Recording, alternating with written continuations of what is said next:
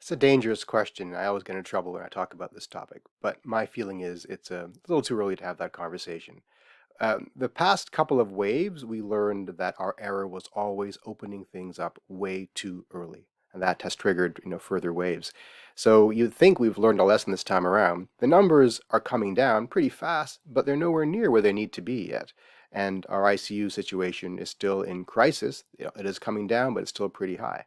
So the worst thing we can do is start opening things up before we have ground this thing to the ground, because what we have looking at is the potential for a normalish looking summer. So why do you want to jeopardize that? Now, the pushback is, of course, you want to jeopardize it because the wherewithal, the mental health, the overall health of our children must come first. And I 100% agree with that. But the controversy is in whether schools are pandemic accelerators, right? No one disagrees that overwhelmingly kids are safe-ish in school. There are going to be some outbreaks, but kids tend not to get the disease and tend not to do as poorly when they get it, although some will. The question is, will schools contribute to community transmission? I think they do, and they have, and they will. So I don't think it's worth the gamble at this point. But it's not up to me, so we'll see what happens.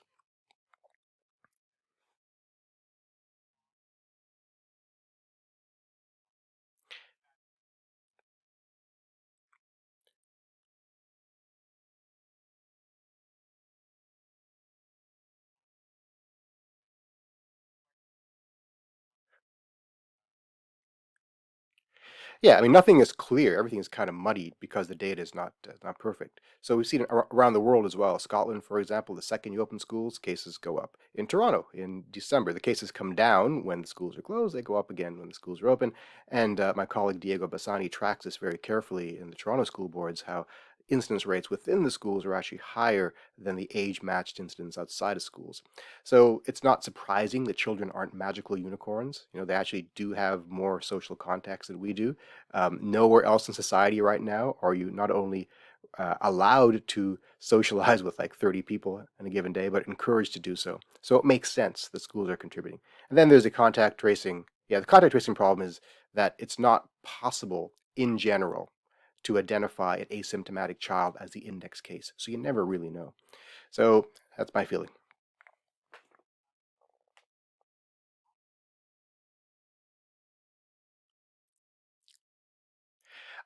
Yeah, I think if we do everything right, if we keep things closed until, mid-June, let's say, and drive the case numbers down substantially, vaccinate on top of that, as it looks like we're doing with some vigor, I'm very optimistic about the summer.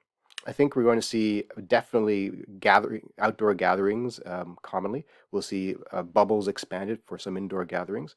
And as vaccination improves, I suspect to see businesses opening in August. I know the projection is fall, but I see it happening in August, unless something really unexpected happens, like a new variant runs amok through our population, or anti-vaccination sentiment is too high, or we open things up too early and trigger another wave.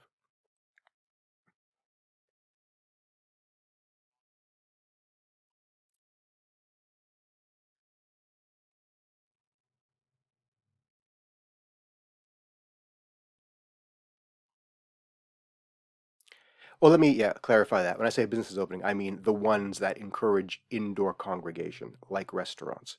I think businesses in general will start opening end of June, before that. So retail will be back in business, I think, by July. Again, I have no magic crystal ball here. I'm making this up as I go along.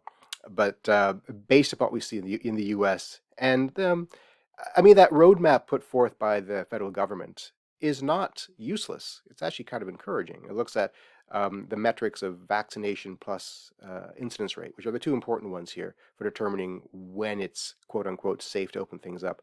But the unspoken metric is the ICU bed capacity. So that's a lagging indicator. It'll take additional weeks and months for that to come down, and that's going to be the confounder that may slow down some openings if we can't get that number down.